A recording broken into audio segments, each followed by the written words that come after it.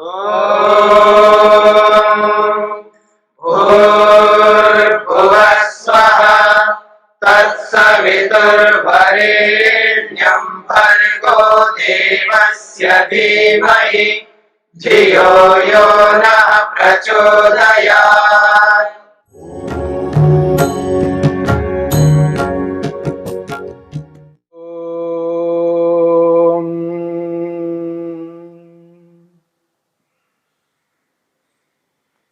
सती मूले तद्विपाको जात्यायुर्भोगाः। साधन पाद के इस 13वें सूत्र को लेकर के हम विचार कर रहे हैं। महर्षि पतंजलि ने सती मूले अविद्या रूपी मूल कारण के होने पर,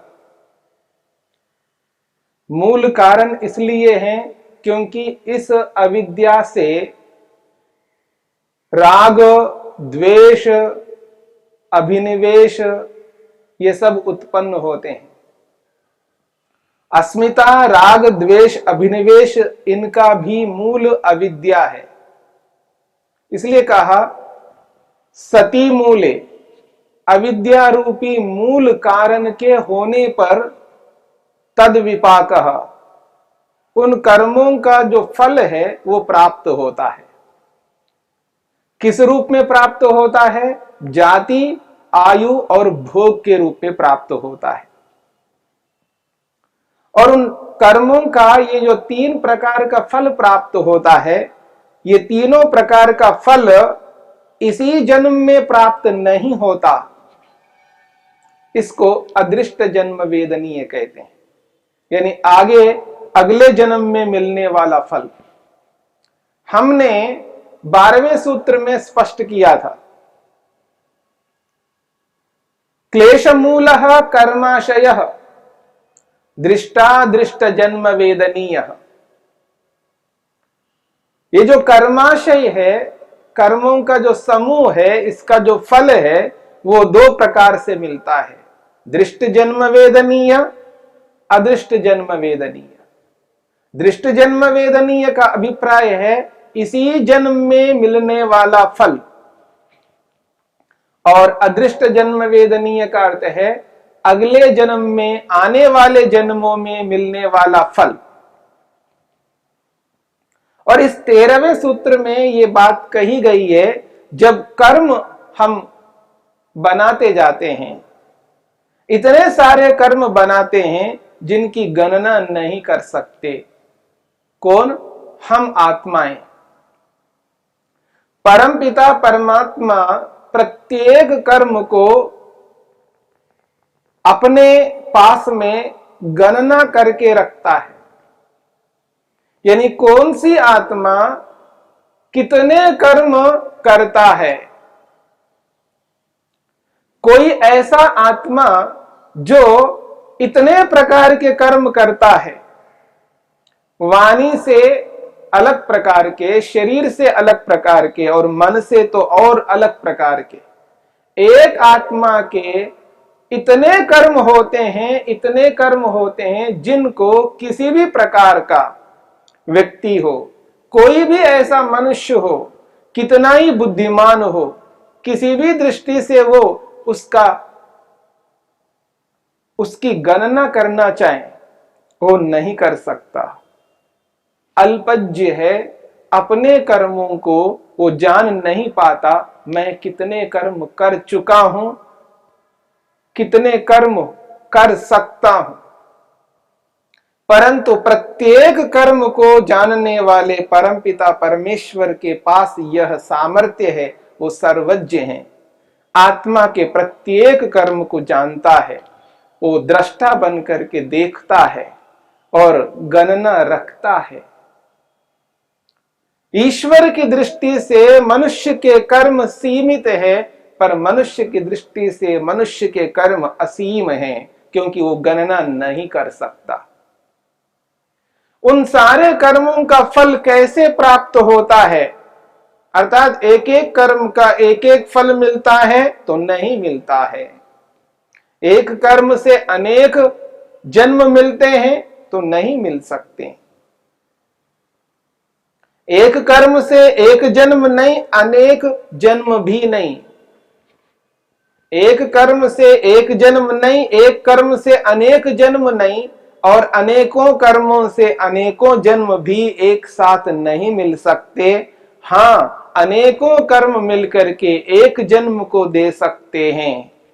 इस बात को लेकर के विचार किया जा रहा है। इस प्रसंग में महर्षि वेदव्यास ने एक बात कही। उन्होंने कहा, दृष्ट जन्म वेदनीयस्तु एक विपाकारम भी भोग हेतुत्वात्। दृष्ट जन्म वेदनीय, इसी जन्म में अनुभव करने योग्य जो कर्माशय है वो एक ही फल को देता है। एक विपाकारम भी, एक विपाक फल, एक फल को देने वाला है। भोग हेतुत्वात्, भोग का कारण होने से। अथवा वो कहते हैं द्विविपाकारम भी वा, अथवा दो फलों को वो देने वाला कर्माशय है। आयुर्भोग हेतुत्वात्, या तो आयु और भोग ये दोनों फल देगा। और उसके लिए महर्षि वेदव्यास ने उदाहरण दिया है, नंदीश्वरवत नहुषवद वा।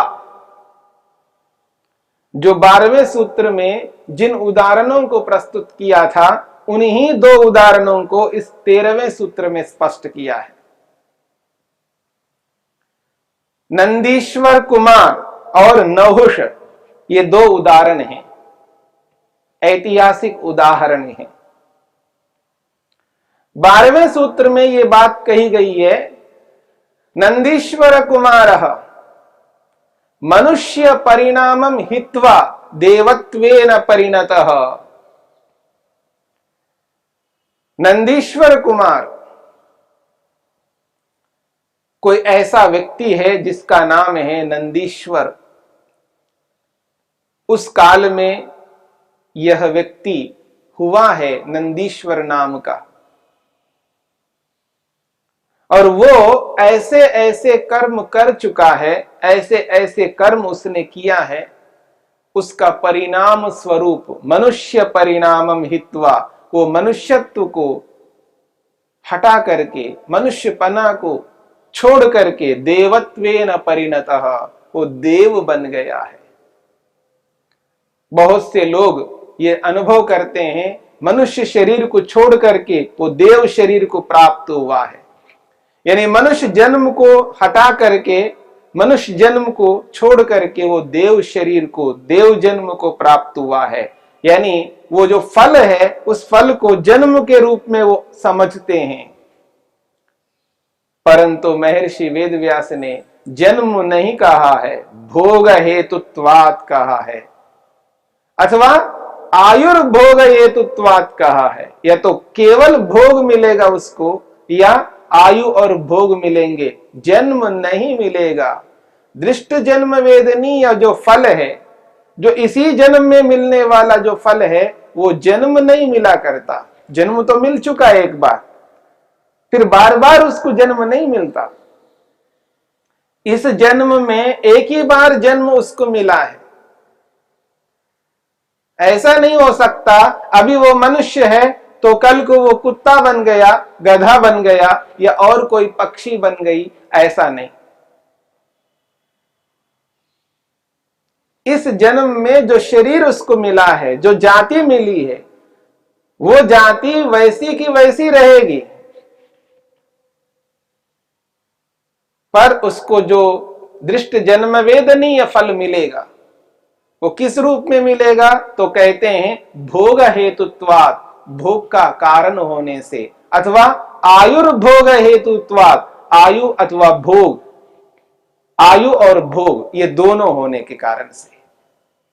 या तो केवल भोग मिलेगा या दोनों मिलेंगे, आयु और भोग। तो ऐसे ही नंदीश्वर कुमार को दो फल मिले, आयु और भोग। वो मनुष्यता, साधारण मनुष्यता, परंतु उसने ऐसे ऐसे कर्म किए जिनके परिणाम स्वरूप वो मनुष्य नहीं रहा, वो देव बन गया। यानी जाति तो मनुष्य जाति ही रहेगी, लेकिन उस मनुष्य जाति में वो महान बन गया, श्रेष्ठ बन गया, उत्कृष्ट बन गया, इसलिए उसको देव कहा जाता है। मनुष्य को ही देव कहा जाता है। देव योनि कोई अलग नहीं है, इस बात को समझने का प्रयत्न करना। मनुष्य को ही देव इसलिए कहा जाता है क्योंकि उसके महान कर्म होते हैं, उसके महान कर्मों से उसको देव कहा जाता है। जब व्यक्ति स्वयं को ना देखता हुआ अन्यों को देखता है, अन्यों की आवश्यकताओं की पूर्ति करता है, दूसरों को देता है, देने का काम करता है, उपकार करता है, परोपकार करता है। जैसे सूर्य प्रकाश देता है, चंद्रमा शीतलता को प्रदान करता है, वायु हमें वो प्राण तत्व देती है, अग्नि हमको वो उष्णता देती है। सब देव जो है हमको केवल दे रहे हैं। पृथ्वी दे रही है, जल दे रहा है, अग्नि दे रही है, वायु दे रही है। ये पंचमहाभूत हमें देने का ही काम करते हैं, इसलिए उनको देव कहते हैं। जो देने का काम करते हैं उनको देव कहते हैं, और सबको समान रूप से बराबर देते ही रहते हैं। वो ये नहीं देखते हैं ये मनुष्य उचित नहीं है, इसको नहीं देना चाहिए। वो मानवीयता के नाते, मनुष्य के नाते, प्राणी होने के नाते समस्त प्राणियों को एक समान देते हैं, इसलिए वो देव कहलाते हैं। वो पक्षपात नहीं करते हैं, प्राणी मात्र को वो प्रदान करते हैं, उपकार करते हैं, इसलिए उनका नाम देव है। ठीक यही मनुष्य उन्हीं की तरह जब देने का काम करता है, बस देता ही है, वो सबको देता है, सबको एक समान मानता है, वसुधैव कुटुंबकम वो स्वीकार करता है। मेरा, केवल ये मेरा ऐसा नहीं मानता है, सब कुछ मेरे हैं, मैं सबका हूं। वो विश्व भर में जहां पर भी जो कोई भी व्यक्ति है, जो जिसको दे सकता है, जैसा भी दे सकता है, पर देता है, वो कभी स्वार्थी नहीं बनता। जो देने का काम करता है उसी को देव कहते हैं। ऐसे ही नंदीश्वर नामक व्यक्ति जो साधारणता उसने देने का काम प्रारंभ किया, वो महान बन गया। इसलिए कहा जा रहा है मनुष्य परिणामम हित्वा देवत्वेन परिणतः। वो मनुष्यत्व को उसने त्याग कर दिया, अब वो देव बन गया। मनुष्य में ही, मनुष्य जाति में ही रहता हुआ देव बन गया है। और इतना ही नहीं, उस देवत्व को प्राप्त करने के साथ साथ उसने आयु को भी प्राप्त की, और वो लंबे काल तक जीवित रहा। उसने विशेष आयु को प्राप्त किया है। तो उसको दो फल प्राप्त हुए हैं, आयु और भोग। ये है दो फलों को प्राप्त करना, और ये दृष्ट जन्म वेदनीय है। इस दृष्ट जन्म वेदनीय कर्माशय से उसको दो फल प्राप्त हो रहे हैं। और जो एक फल प्राप्त होता है दृष्ट जन्म वेदनी से, भोग हेतुत्वात्, उसका उदाहरण दिया है नहुष का। यथा नहुषोपि देवानाम इंद्रः स्वकं परिणामं हित्वा त्रियत्वेन परिणतः। जो नहुष नामक व्यक्ति था, वो एक राजा था, वो पृथ्वी का एकमात्र राजा हुआ था, सार्वभौम साम्राज्य का एकमात्र राजा, सम्राट हुआ है। और उसके अंदर न जाने किस प्रकार की प्रवृत्ति आ गई है, एक अहंकार उत्पन्न हुआ है, और वो किसी को कुछ नहीं स्वीकार किया है, आदर नहीं कर पाया, और सबके ऊपर अत्याचार किया है, अन्याय किया है। और वो राजा होकर के, राजाओं का भी राजा होकर के, वो स्वकम परिणाम हित्वा, अपने जो राजा रूपी परिणाम है उससे च्युत हो गया है। तिर्यक्त्वेन परिणतः, वो एक निकृष्ट बन गया है। इसका यह अभिप्राय नहीं है तिर्यक्त्वेन परिणतः का अर्थ है वो मनुष्य जाति, जो मनुष्य शरीर उसको मिला है, उसी जन्म में उस शरीर से हट गया और कोई तिर्यक जाति पशु में, पक्षी में या ऐसे कीड़े मकोड़े बन गया हो, ऐसा नहीं था। क्योंकि उस एक जन्म में उसको एक ही प्रकार का फल, दो प्रकार का फल, दो या एक, या तो आयु या भोग, अथवा आयु और भोग ये दोनों मिल सकते हैं, लेकिन जाति नहीं बदल सकती है। जाति का बदलना अगले जीवन के लिए है, उसी जीवन में जाति कभी नहीं बदल सकती। तो यहां तिर्यक्त्वेन परिणतः का अर्थ शरीर जो विद्यमान है वो वैसा का वैसा रहेगा, मनुष्य जाति में रह करके वो निकृष्ट बन गया है, इसलिए उसको तिर्यक कहा है। तिर्यक निकृष्ट को भी कहते हैं।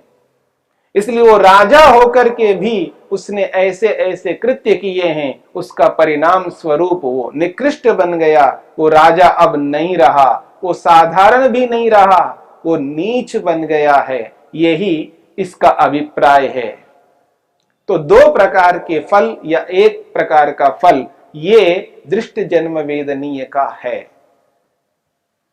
इससे यह स्पष्ट होता है, 13वें सूत्र में जो महर्षि पतंजलि ने इस सूत्र को ध्यान में रखते हुए जो बातें कही है, उसके भाष्य में महर्षि वेदव्यास ने जो बात कही है, जो 12वें सूत्र की व्याख्या में महर्षि वेदव्यास ने बात कही है, उसी को यहां पर पुष्ट किया है। यदि 12वें सूत्र की व्याख्या में यदि जाति परिवर्तन स्वीकार करते हैं तो इस 13वें सूत्र के भाष्य में फिर वही अर्थ होना चाहिए, दोनों का विरोध नहीं होना चाहिए।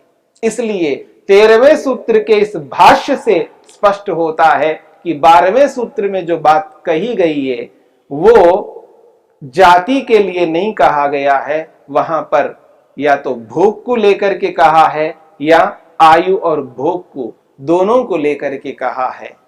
इसलिए दृष्ट जन्म वेदनीय का जो फल है वो दो प्रकार से प्राप्त होता है, या तो भोग के रूप में प्राप्त होता है, अथवा आयु और भोग, ये दोनों फल प्राप्त होते हैं। ये है दृष्ट जन्म वेदनीय का फल। और जो अदृष्ट जन्म वेदनीय का फल है वो है ये जो 13वें सूत्र में बताया जा रहा है। एक भविकः कर्माशयः उक्तः, अनेक कर्म मिलकर के एक जन्म को देने वाले होते हैं।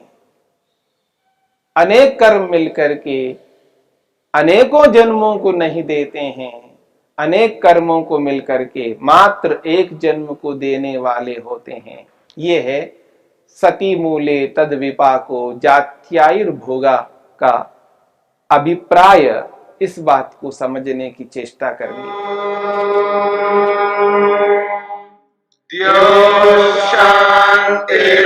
शांतिरंतरिक्षं शांति पृथिवी शांतिरापः शांतिरोषधयः